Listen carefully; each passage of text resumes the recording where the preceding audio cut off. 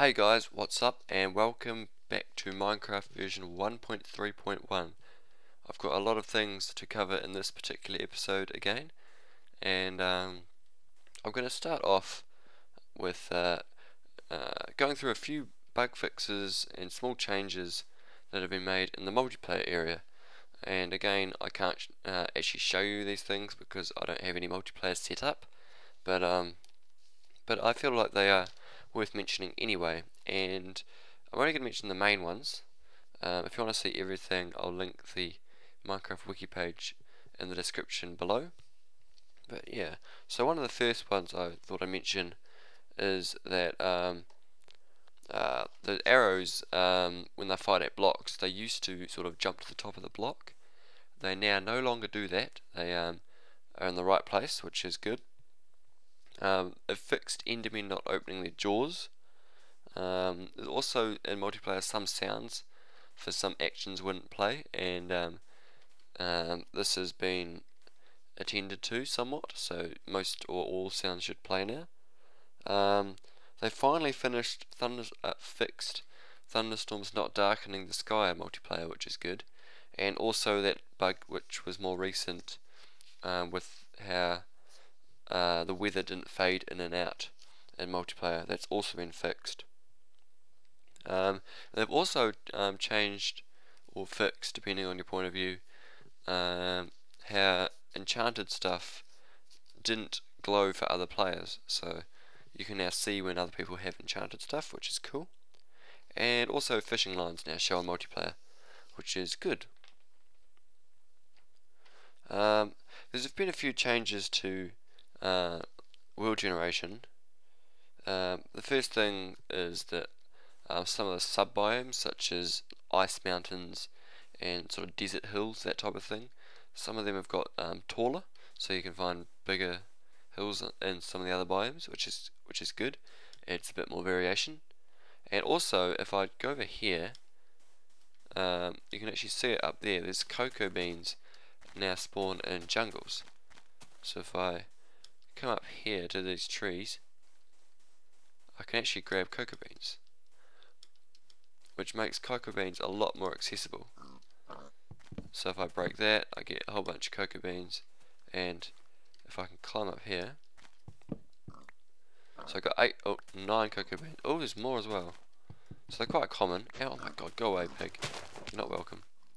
And you can also replant them, and I think they grow back. But if you break these little ones, then it only gives you 1. It's those big sort of fat orange brown ones like those ones that give you 3. So that's cool.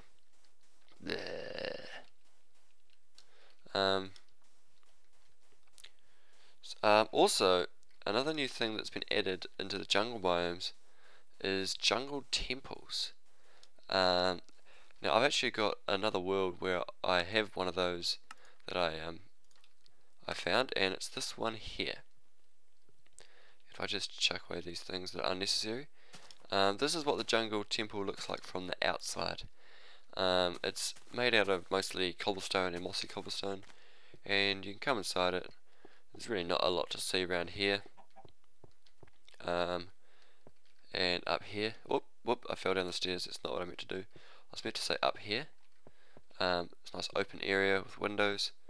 Quite a defensible position if this is on a PvP world. But now, if you don't want spoilers to be ruining your day, skip a minute or so, because I'm going to show you the secrets and the loot possibilities in the jungle temples. So the first thing is down here. If I just change my mode to game mode 0, obviously I accidentally broke the vines that were covering that. There were supposed to be vines covering that dispenser, but basically you might walk down here. Ow! You get shot by an arrow. What's going on? There's actually a tripwire here. I will get to tripwires in a while, but I'm going to leave that for now. And obviously the redstone goes to the dispenser there. And there's also another tripwire here, but that one's kind of useless because you can just do that. And so you can get loot in this chest, which apparently is backwards. It's a little bit weird. And again, there's another another tripwire. And over here there's another secret, and this one requires a code to get it, and I believe it goes like that, that, that, that, that.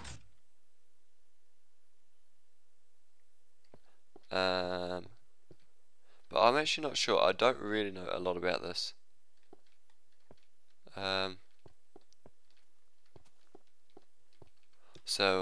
Yeah, I clearly have not researched exactly how this works, but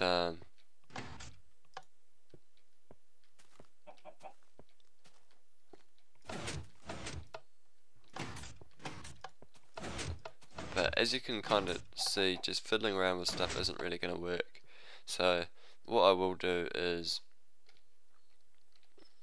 game mode 1, and I'll just break through because I'm like that. So I'm not really sure where you're supposed to get in, but yeah, there can be some good loot in these chests. So that's that for jungle temples. I'll just go back to my other world, and there have been a lot of changes to blocks and items in the game. Obviously emerald ore, which I've already shown you, has been added, and there's also a little thing known as an ender chest. Now that is new, and it's quite cool as well, and it is crafted by surrounding an eye of ender with obsidian. So there we are, and it's quite cool. I said there's that, it's got nothing in it. If I put these emeralds in there and then place down a different chest, and before I do that, obviously the emeralds are in there. The emeralds are down here as well. If I take them out, they're out of that one.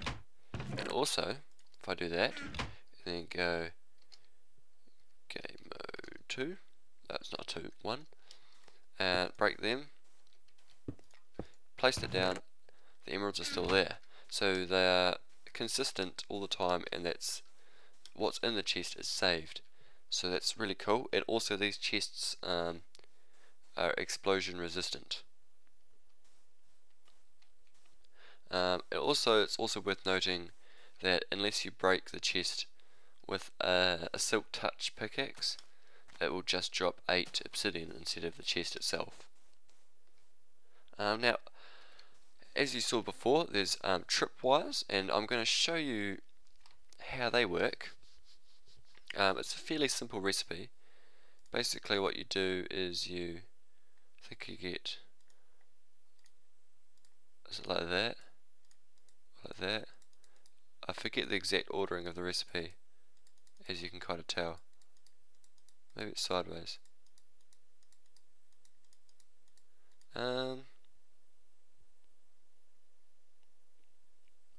Iron ingot, stick, and wooden plank.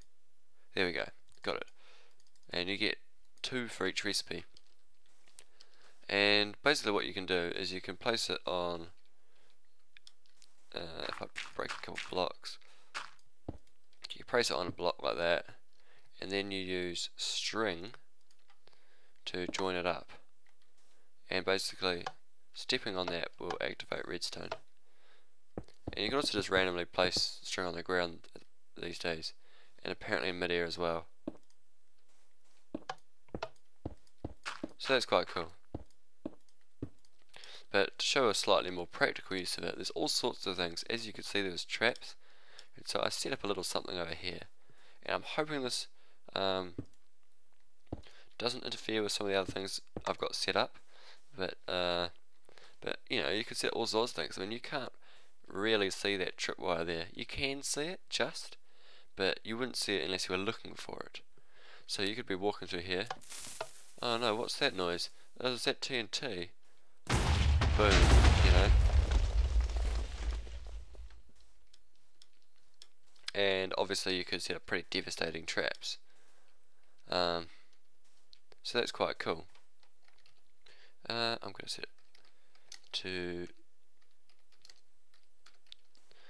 dawn, and I'm going to continue by looking at a few other things, such as the fact that furnaces, where have I got this set up? Right about here, and I'm going to go game mode 0 again. I like being in survival mode. So you can now feed furnaces with wooden tools. They don't last particularly long, but you can use them now, which is cool. I'll just get rid of some of these things I don't need. I also don't need the books stuff anymore either. Oh, I also should mention that you can deactivate tripwires with shears. If you just break the wire, it will still set it off, but if you use shears, it won't. So that's why I had those there. Ice can also be obtained now with a silk touch. It wasn't before. I think it was in the past, but it got changed, and now it's been changed back. You can also pick up glass panels now, which is cool. Another cool little thing is that zombie pigmen can now spawn in the main world next to portals, and I think that depends on the difficulty. So you'd have more chance on hard mode than easy mode. Also, there's if I come over here, there's slabs for every wood type, and also stairs for every wood type, and sandstone stairs have finally been added, which is cool. And there's also, of course, blocks for emerald, which in my opinion look really cool, and would make really good decorative blocks. And another little new thing, which is actually quite an interesting thing, is that obviously when you place a stair, places like that, but if I go to game mode apparently, game mode 2, 3, 1 is what I was after, and place it on the top half of a block. So I'm not placing on the top, I'm placing on the top half. It'll place it upside down, so it'll make it a lot easier than rather than trying to hit the underside of a block. You can just place it like that, and it's easy, or like that if you want it on the right way up. So it could be a little bit fiddly, but it's definitely very useful. Now also, one other thing that has been slightly added or changed is if I go toggle down fall, and it'll start raining. If I come over here, you'll see that water can drip through leaves now when it's raining, which is cool. And why was there lightning just then? That was weird.